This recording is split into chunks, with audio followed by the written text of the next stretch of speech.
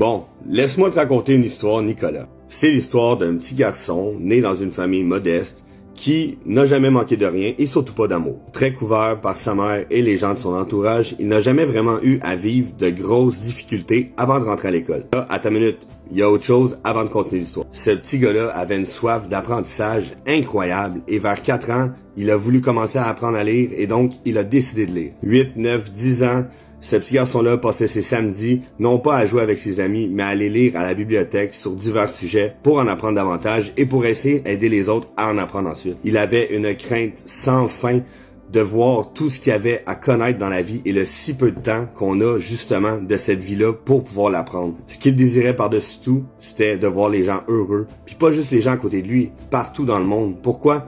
Parce qu'il n'y a rien de plus beau que le bonheur, le sourire, les gens qui s'accomplissent, les gens qui sont heureux. Il faut dire que les injustices lui prenaient au cœur incroyablement fort et que ça a toujours été pour lui quelque chose de très important de les combattre. Maintenant, revenons au fait qu'il n'avait pas vraiment vécu de grandes difficultés avant d'arriver à l'école. Et c'est à ce moment que tout commença. L'intimidation, la discrimination, les jeunes étaient méchants. Le petit garçon de demander à sa mère, mais maman, pourquoi que les gens sont si méchants? Pourquoi que les amis me veuillent du mal alors que moi je leur veux du bien? Ils ne savent pas réellement l'impact que ça peut avoir sur toi, mon homme. Alors maman, pourquoi moi je ressens tant les gens? Pourquoi que quand une personne m'explique une situation triste, ben je pleure avec cette personne. J'ai besoin de vivre cette injustice avec elle. C'est une malédiction? Mais non, mon fils, c'est un pouvoir et un jour tu vas t'en rendre compte. Ce petit garçon a passé son primaire, son secondaire et même sa vie adulte à être intimidé et à déranger, alors que lui, tout ce qu'il voulait, ben, c'était de prendre sa place, être lui-même. Sa soif d'apprentissage a toujours été là,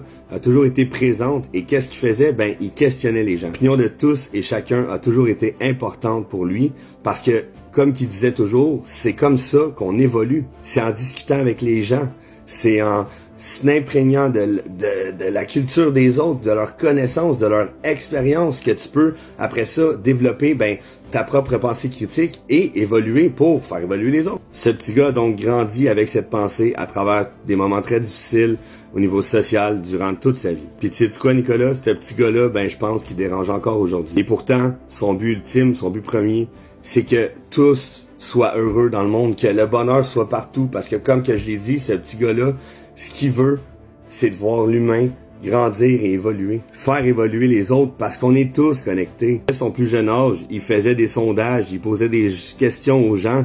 Les gens n'étaient pas intéressés, on riait de lui, mais lui, il voulait savoir ce que les autres pensent. Même découvert Le Seigneur des Anneaux très jeune et en le lisant, il s'est rendu compte que wow, c'est un chef-d'œuvre. Pourquoi c'est un chef-d'œuvre? Ben parce que tu peux en faire ta propre interprétation et utiliser ça dans ta vie après. Parce que oui, on a toute notre propre réalité. Puis si on veut être capable de créer un rapport humain et ben d'aller voir la réalité de l'autre, ben il faut pour ça se lever et justement se mettre à la place de l'autre. Et ce petit gars-là, ben c'est ce qu'il a toujours prôné. Je pense, Nicolas, que tu as maintenant deviné que cette personne-là dont je te parle, ben c'est moi. Sans rancune, mon ami. Tu peux penser ce que tu veux de moi, mais sache que j'ai tellement dérangé dans la vie en étant seulement moi-même, en étant vivant, que c'est pas aujourd'hui que je vais décider d'arrêter parce que j'ai toujours été inébranlable. Je dis pas ça avec méchanceté, au contraire, c'est que je dis que tout le monde devrait être soi-même, devrait être l'unique personne qu'ils sont et ne devrait pas changer pour ne pas se faire attaquer ou que les gens disent des choses sur toi qui ne sont pas vraies. La question est peut-être plutôt que tu n'es pas d'accord avec certains propos que je vais dire, mais jamais je pense que j'ai eu un débat avec toi. Pour ça, passe une excellente journée et j'espère que mon histoire va t'avoir un peu ouvert les yeux. Ah, et force et respect à toi, mon ami.